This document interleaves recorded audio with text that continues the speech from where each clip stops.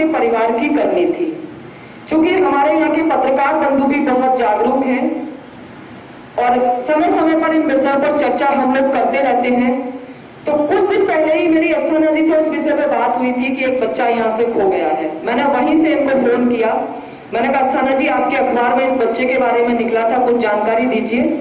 आपने तुरंत कोतवाली वृंदावन फोन किया। वहां से कोतवाल का फोन गया, उन्होंने पूरे डिटेल्स बताए।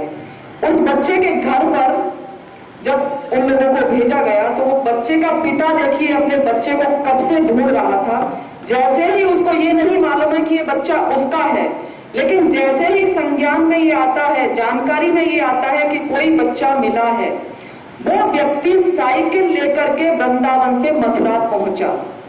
और उस बच्चे को जब हमने दिखाया, जो बच्चा 8 दिन से बोल नहीं रहा था, वो अपने पिता को देखकर चीखा और उससे एकदम लिपट गया। अब हमारे सामने समस्या ये आ रही थी कि इस बच्चे को हम इनको दें कैसे, क्योंकि हम कोतवाल से हमने बात की तो कोतवाल महोदय ने कहा, हाँ, इसकी FIR यहाँ दर्ज है और मैं इसकी गारंटी लेता हूं, आज ही आप इस बच्चे को इसको दे दें। हमने 1 मिनट की देरी नहीं की और उस बच्चे को हमने उनको दे दिया। उसके बाद 3 दिन बाद पूरे पेपर्स के साथ मिला है और अच्छा जीवन व्यतीत कर रहा है। ये तो बच्चों मैंने आपको बताई कहानी है उस बच्चे की। अब मैं आती हूं उन बातों पर कि आपको कहां सावधान होना है। बच्चे बहुत मासूम होते हैं, बहुत ही भोले होते हैं।